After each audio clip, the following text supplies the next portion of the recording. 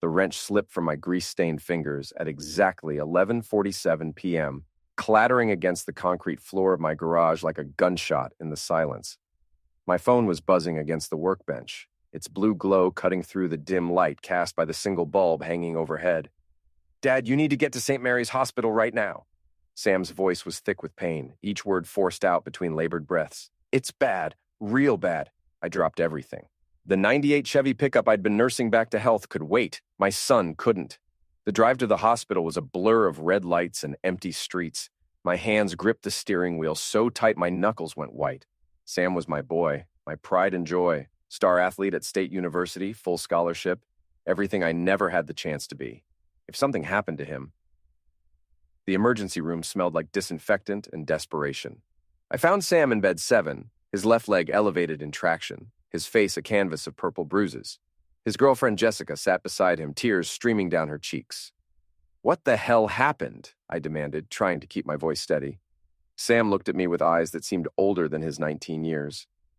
"Dad, I went home to grab some textbooks. Mom's car was in the driveway, but so was Mr. Whitmore's Mercedes, Carson Whitmore. My wife Elizabeth's boss at Hartley, Whitmore and Associates, the most prestigious law firm in our dying Rust Belt city of Millbrook.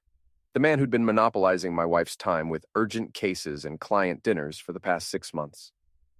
"I walked in through the back door," Sam continued, wincing as he shifted position. "I heard noises upstairs. In your bedroom, Dad. I went up and..." He swallowed hard. "Mom was with him. In your bed." The world tilted sideways. 22 years of marriage. 22 years of me working double shifts at the steel mill so Elizabeth could go to law school. 22 years of believing we were building something together. "I lost it," Sam said. "I told him to get out, told him he was a piece of garbage for doing this to you. He just laughed. Said you were a pathetic blue-collar loser who never deserved Mom anyway." My hands clenched into fists. Carson Whitmore was everything I wasn't. Silver-haired, smooth-talking, born into money.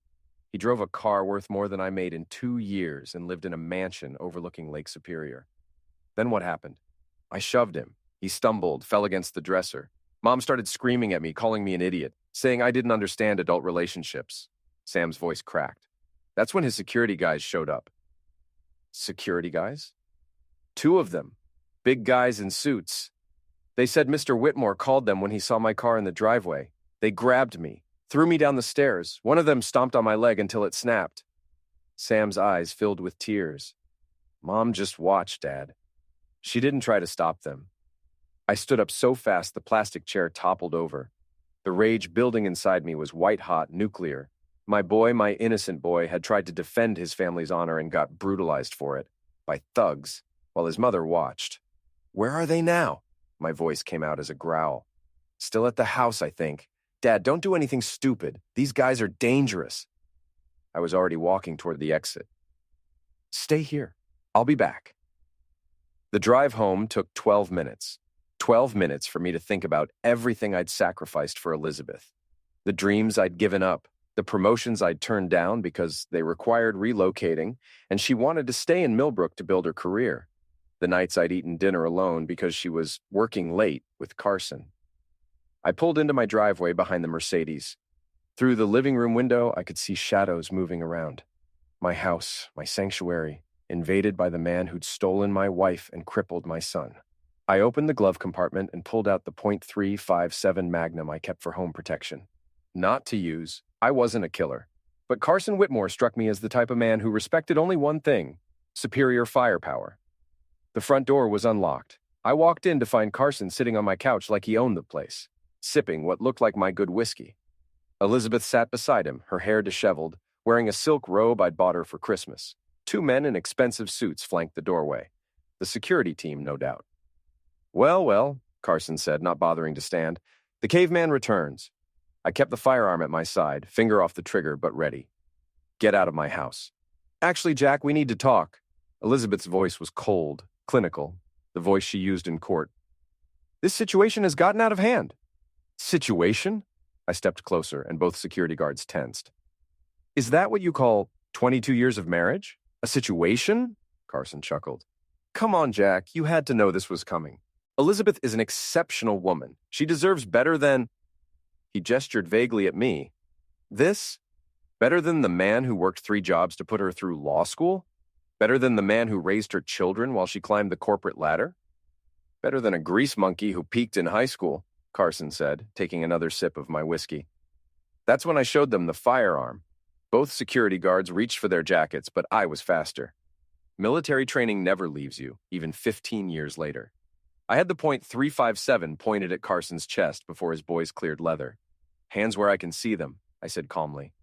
Now, Elizabeth gasped. Jack, what are you doing? Evening the odds. I kept my eyes on Carson, who'd gone pale as milk. Here's what's going to happen. You're going to crawl, literally crawl out of my house. Your trained monkeys are going to follow you, and if any of you ever come near my family again, I'll show you what this firearm actually does. You're insane, Carson stammered. I'm motivated. There's a difference. I clicked back the hammer. Start crawling. It took some convincing, but eventually Carson Whitmore, senior partner at the city's most prestigious law firm, member of the country club, pillar of the community, got down on his hands and knees and crawled across my living room floor like the snake he was. His security team followed, hands raised, faces red with humiliation.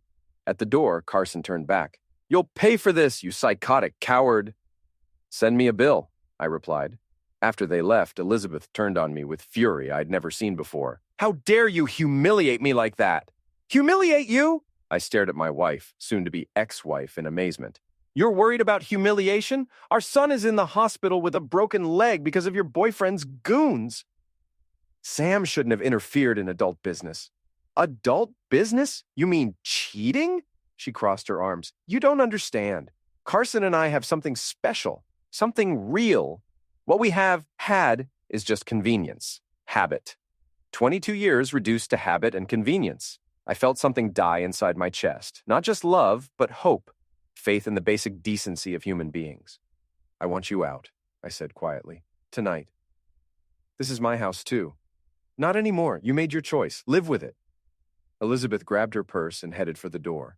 You're finished, Jack Morrison. You'll pay for what you did tonight. Carson has connections you can't imagine. Not as much as you will, Liz. Not as much as you will. The next morning brought the kind of gray, drizzling rain that made Millbrook look like the dying industrial town it was. I sat in the hospital cafeteria, drinking coffee that tasted like motor oil, and watching my son sleep through the window of his room. The orthopedic surgeon had been blunt. Sam would need multiple surgeries and months of physical therapy. His football scholarship was gone. His senior year was shot. All because he tried to defend his old man's honor. Rough night? I looked up to see Mick Torino sliding into the seat across from me. Mick ran Torino's boxing gym downtown, where I'd been working out since my Army days. He was built like a fire hydrant, short, thick, and indestructible. More importantly, he was the closest thing I had to a best friend. How'd you hear? Small town, Jack. Word travels fast. Mick stirred sugar into his coffee. Story is you pulled a firearm on Carson Whitmore and made him crawl out of your house like a dog. Something like that. Good for you. Guy's a piece of garbage. Mick leaned forward. But you know he's not going to let this slide, right? Men like Whitmore don't forgive public humiliation. As if on cue, my phone buzzed. Text message from an unknown number. Enjoy unemployment. See. I showed Mick the screen. He whistled low. That was fast. What do you think he means? I didn't have to wait long to find out. By noon, I'd gotten calls from both my part-time employers, the garage where I worked weekends, and the construction company where I picked up odd jobs. Same message. Sorry, Jack, but we can't use you anymore. Nothing personal. Everything personal, actually. Carson Whitmore's reach extended further than I'd imagined. In a town like Millbrook, where everybody knew everybody and half the businesses depended on legal services from Hartley, Whitmore, and Associates, a word from the senior partner was as good as a life-destroying sentence. But that was just the beginning. By evening, the story had spread through Millbrook's gossip network like wildfire, but not the version I'd lived through. According to the whispers at the grocery store, I'd gone crazy with jealousy and threatened to end my wife and her boss. I'd terrorized innocent people with a deadly weapon. I was dangerous, unstable, a ticking time bomb. The final blow came when I stopped by Murphy's Tavern, my regular watering hole for the past decade. The place went quiet when I walked in, conversations dying mid-sentence. Tommy Murphy, the owner, approached me with an expression I'd never seen before, fear mixed with disgust. Jack, I think you should leave. What? Look, I don't want any trouble. People are saying you've gone off the deep end. I can't have that kind of element in here. Element. Like I was some kind of toxic waste instead of a guy who'd been drinking at Murphy's since before Tommy inherited the place from his father. Tommy, you know me. We've been friends for years. That was before you started waving firearms around and threatening lawyers. Tommy's voice was loud enough for everyone to hear. I got a business to protect. I looked around the bar at faces I'd known for years, men I'd worked with, drunk with, watched football games with. Not one of them met my eyes. They'd already judged me, convicted me, written me off based on whatever poison Carson Whitmore had poured into the town's ear. Fine, I said. But when you find out the truth about what really happened, don't come crawling to me. I walked out into the rain, feeling more alone than I'd ever felt in my life. My wife was gone. My son was crippled. My jobs were gone. My friends had turned their backs on me, all because I'd had the audacity to defend my home against the man who'd destroyed my family. But as I sat in my truck in Murphy's parking lot, watching the neon beer signs flicker through the rain-streaked windshield, I felt something besides despair. Something cold and calculating and utterly focused. Carson Whitmore thought he'd won. He thought he'd crushed me completely, reduced me to nothing.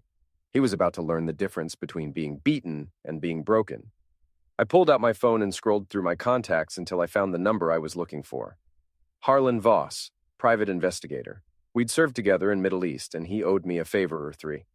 Harlan, it's Jack Morrison. I need your help. Jack, how the hell are you? I've been better.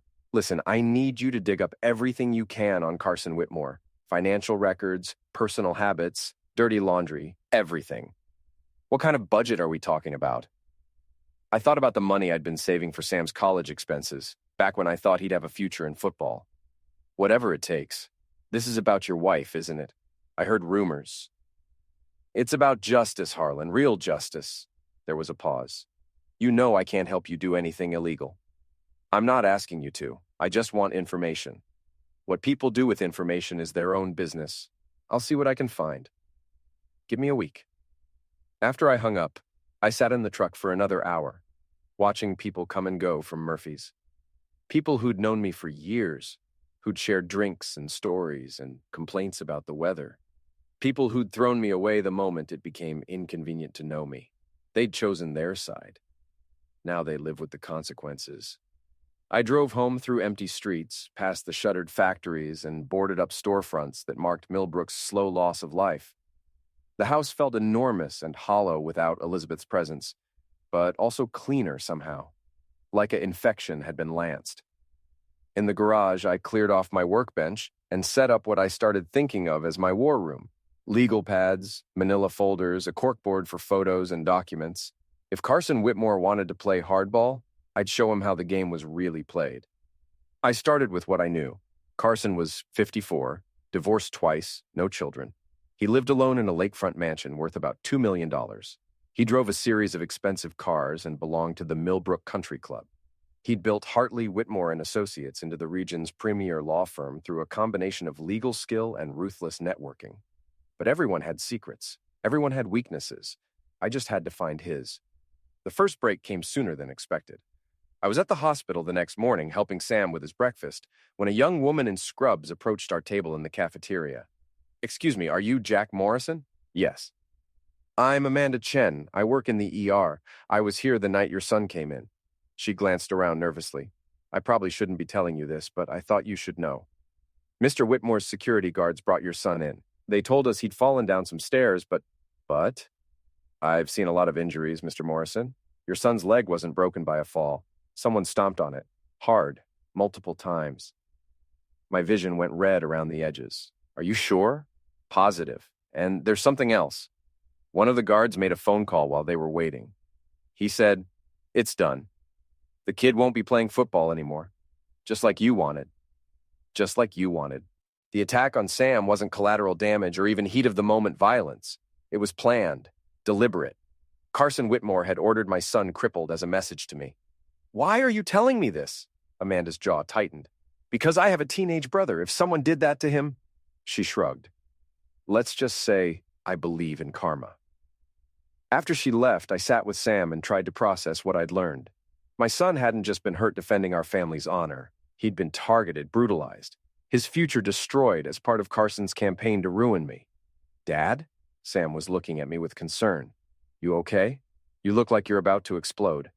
I forced a smile. I'm fine, son. Just thinking. About what? About how some people mistake kindness for weakness, and how expensive that mistake can be.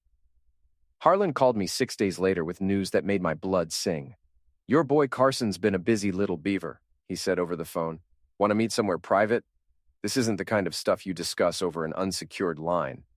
We met at a diner on the outskirts of town, the kind of place that served coffee in chipped mugs and minded its own business. Harlan slid a manila envelope across the table like he was passing state secrets. Carson Whitmore is dirty, Jack. Not just morally, financially. The man's been skimming from client escrow accounts for years. How much are we talking about? Conservative estimate, about $2 million over the past 5 years. He's been very clever about it, taking small amounts from large settlements, moving money through shell companies, covering his tracks, but he got sloppy recently. I opened the envelope and found bank statements, financial records, and photographs. Lots of photographs. What's this? I held up a picture of Carson entering what looked like a cheap motel. The Riverside Inn every Thursday afternoon for the past 8 months. He meets a young lady there, very young, barely legal young. Who is she? Tiffany Marsh, 21 years old, works as a paralegal at his firm. Also works as what you might call a private contractor for several of Millbrook's more prominent citizens. Harlan's smile was wolfish. Your wife know about her? I studied the photographs. Carson entering the motel room. Carson leaving 2 hours later. The girl, and she was just a girl, really, arriving separately and leaving separately.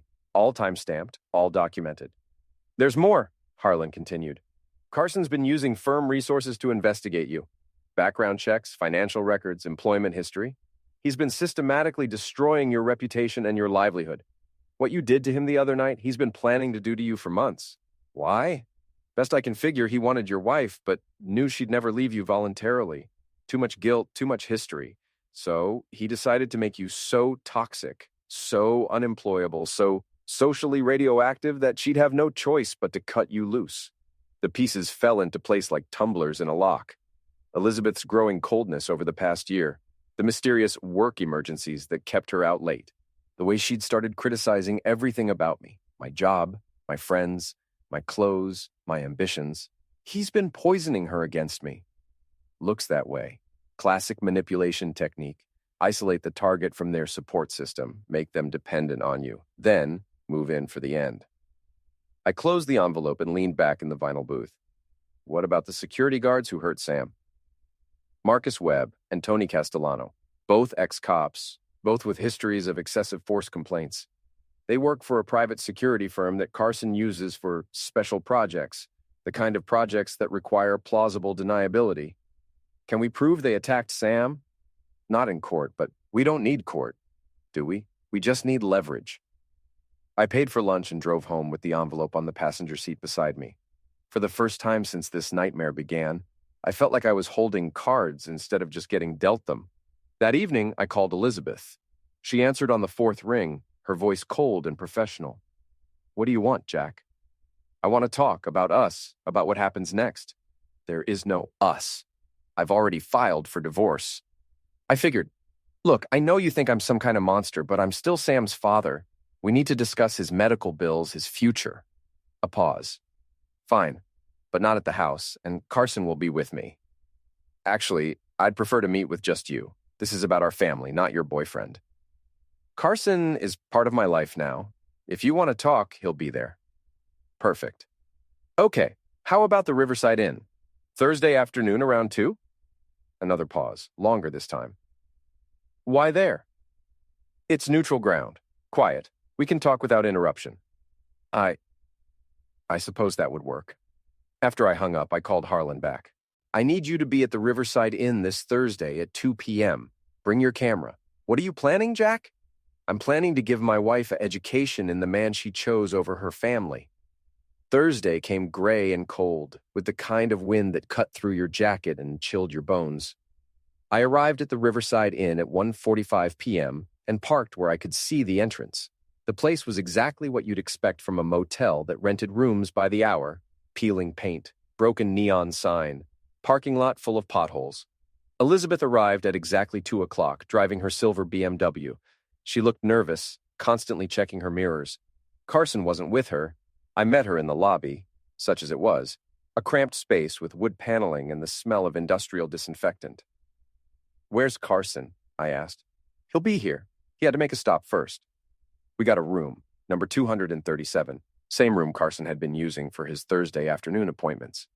Elizabeth sat on the edge of the bed, her purse clutched in her lap like armor. "Jack, I want you to know this isn't easy for me. Despite everything, we had good years together."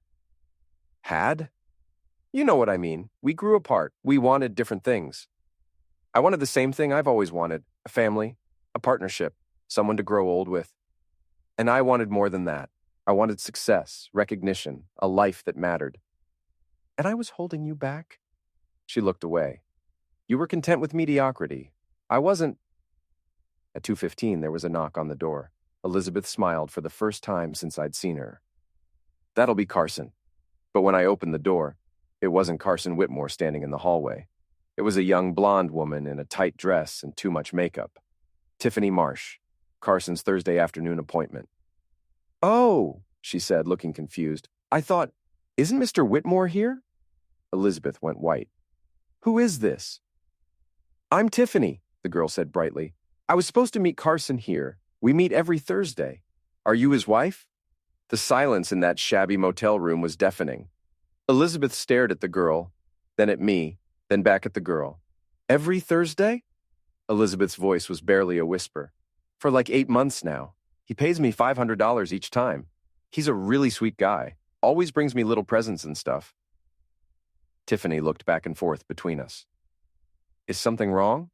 I stepped aside to let the girl leave, which she did quickly once she realized she'd walked into some kind of domestic situation.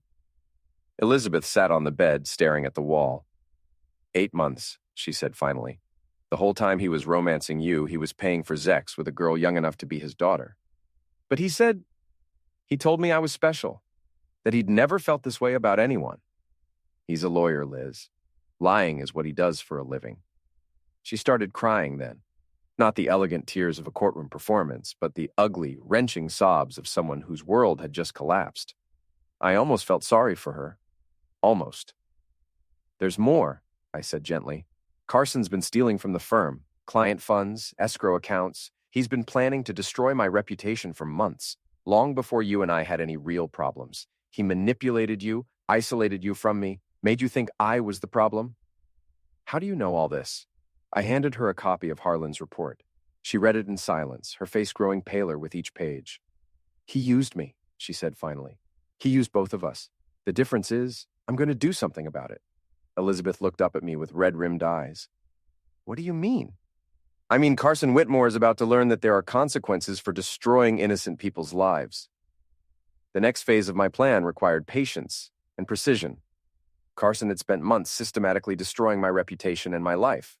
I was going to return the favor, but I was going to do it all at once, in public, where the whole town could see. The opportunity came 2 weeks later, Millbrook's annual Founders' Day celebration. Every year, the town gathered in Riverside Park for speeches, food vendors, and a community awards ceremony. The mayor gave a speech, local business leaders were recognized, and everyone pretended our dying town still had a future. This year's keynote speaker was Carson Whitmore, discussing legal ethics and modern practice. The irony was so thick you could cut it with a knife. I spent those 2 weeks preparing. Harlan gathered more evidence, financial records, photographs, witness statements. I contacted people Carson had wronged over the years, clients he'd cheated, employees he'd mistreated. The list was longer than I'd expected. I also reconnected with some old friends from my Army days, guys who'd settled in nearby cities and hadn't been poisoned against me by Millbrook's gossip machine. When I explained what I needed, they didn't ask questions. Military brotherhood runs deep. The morning of Founders' Day dawned bright and clear, the first truly beautiful day Millbrook had seen in months. I dressed carefully, my best jeans, a clean button-down shirt, work boots polished to a shine. I wanted to look respectable, but not fancy, a working man seeking justice, not a lunatic with a grudge. The park was crowded by the time I arrived. Families with children, elderly couples, teenagers trying to look bored. The stage was set up near the bandstand with a podium and a large screen for presentations. I found a spot near the back of the crowd and waited. Carson took the stage at 2 o'clock, looking every inch the distinguished attorney in his $1,000 suit and Italian shoes. The crowd applauded politely as he began his speech about ethics and integrity and the sacred trust between lawyers and their clients. I let him talk for about 10 minutes, let him really get into his rhythm, before I made my move. "Excuse me," I called out, loud enough for everyone to hear. "I have a question." Carson paused, shading his eyes against the sun to see who was speaking. When he recognized me, his face went pale. "Mr. Whitmore, you're talking about ethics and integrity. How does that square with stealing $2 million from client escrow accounts?" the crowd murmured, heads turning to look at me. Carson gripped the podium. "Sir, I don't know who you are, but this is neither the time nor the place for... I'm Jack Morrison. You know, the man whose son you had crippled? The man whose wife you stole through lies and manipulation?" Now the crowd was really buzzing. People were pulling out phones, recording everything. Carson's carefully constructed public image was cracking in real time.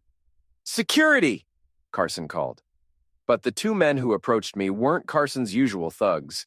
They were my friends from the Army, Mike Torino and Dave Walsh, both built like brick walls and absolutely loyal.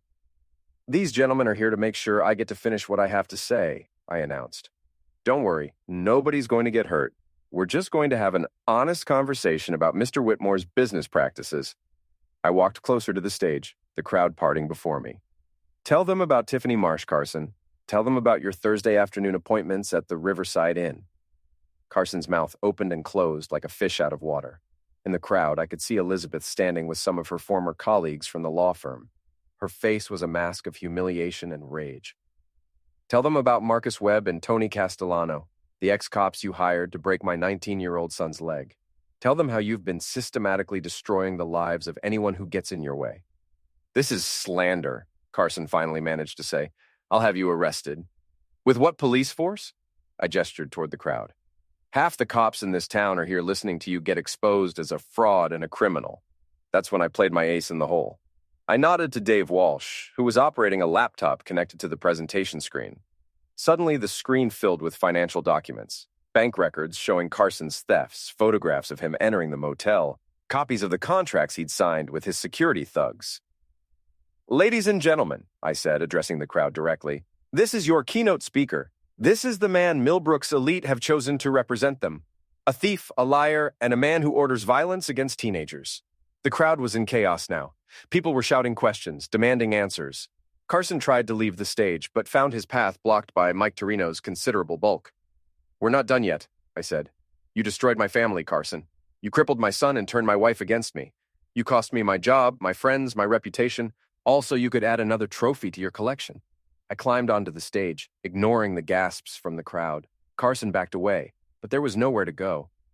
"The funny thing is," I continued, "you could have just asked Elizabeth for a divorce. She would have given you one eventually. But that wasn't enough for you, was it? You had to destroy me completely. You had to prove you were better than the working-class guy who had what you wanted." "Please," Carson whispered. "We can work this out. I can pay you. Whatever you want. What I want is justice. What I want is for this whole town to see you for what you really are." I turned back to the crowd. Carson Whitmore has been stealing from his clients for years. The evidence is all here, and copies have been sent to the State Bar Association, the FBI, and every major newspaper in the region. By tomorrow morning, everyone will know what kind of man Millbrook's legal community has been protecting. The crowd was silent now, hanging on every word. But that's not all. Mr. Whitmore also hired thugs to attack my son because the boy had the audacity to defend his family's honor. Sam Morrison was a star athlete with a full scholarship to State University. Now he'll walk with a limp for the rest of his life because Carson Whitmore wanted to send me a message. I pulled out my phone and played a recording. Amanda Chen's testimony about Sam's injuries, her account of the security guard's phone call. The crowd listened in stunned silence. "This is the man you've been celebrating," I said. "This is your pillar of the community, a criminal who destroys children to get what he wants." Carson tried one last time to salvage the situation. "He's lying. He's a disgruntled ex-husband with a grudge. Am I lying about the $2 million? Am I lying about Tiffany Marsh? Am I lying about the contracts with Webb and Castellano?" I gestured to the screen, which was still displaying the evidence. It's all documented, Carson. Every crime, every lie, every life you've destroyed. That's when Elizabeth stepped forward. She climbed onto the stage, her face a mask of cold fury. He's not lying, she said, her voice carrying clearly across the park. Carson Whitmore is everything Jack says he is. He manipulated me, lied to me, used me to destroy my own family, and I was stupid enough to let him do it. She turned to face Carson directly. You told me Jack was holding me back. You told me he was mediocre, that I deserved better. But the truth is, Jack Morrison has more integrity in his little finger than you have in your entire body. The crowd erupted in applause.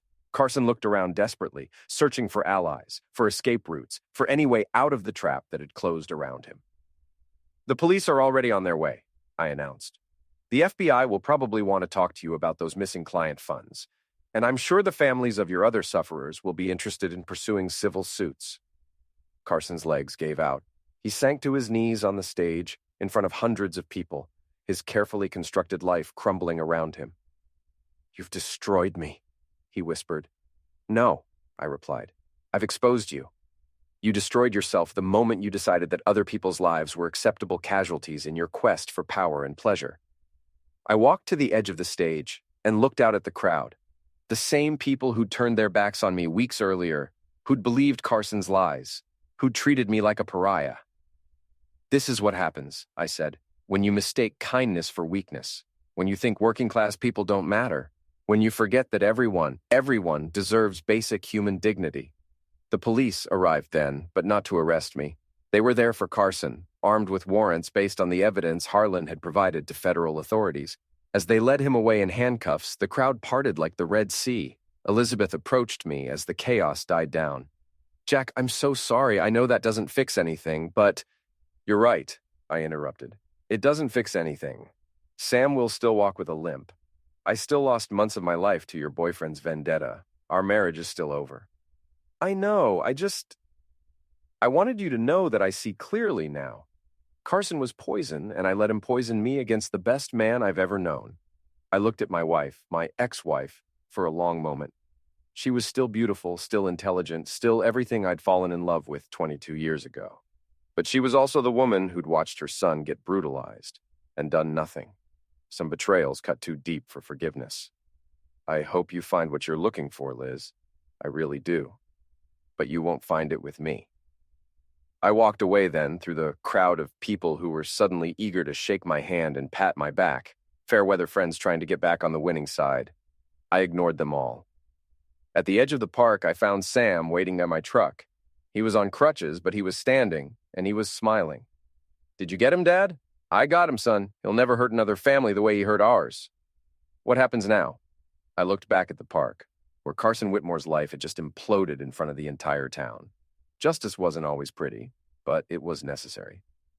Now we go home and figure out what comes next, together. As we drove through the streets of Millbrook, I felt something I hadn't experienced in months. Peace. Not happiness. That would take time. But the deep satisfaction that comes from seeing the scales balanced, from knowing that evil actions have consequences. Carson Whitmore had thought he could destroy me with impunity. He'd thought his money and connections made him untouchable.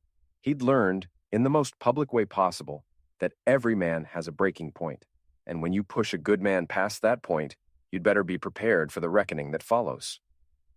The local news ran the story that night. By morning, it had been picked up by regional outlets. Within a week, Carson Whitmore's fall from grace was national news, a cautionary tale about corruption, mistreat of power, and the dangers of underestimating ordinary people. He was eventually sentenced to 8 years in federal prison for embezzlement and racketeering. His law firm collapsed. His mansion was seized to pay restitution to his sufferers. Webb and Castellano were convicted of attack and served 2 years each. Elizabeth left Millbrook and started over in another city. We never spoke again. Sam recovered from his injuries, though he never played football again. Instead, he became a physical therapist, helping other people overcome their own challenges. He said his father had taught him that sometimes the best victories come not from what you achieve, but from how you respond when life knocks you down. As for me, I reopened my auto repair shop with the settlement money from Carson's insurance company. Business was good. Apparently, the whole town wanted to support the man who'd brought down their corrupt legal establishment. I never remarried, but I wasn't lonely. I had my son, my work, and the knowledge that when it mattered most, I'd stood up for what was right.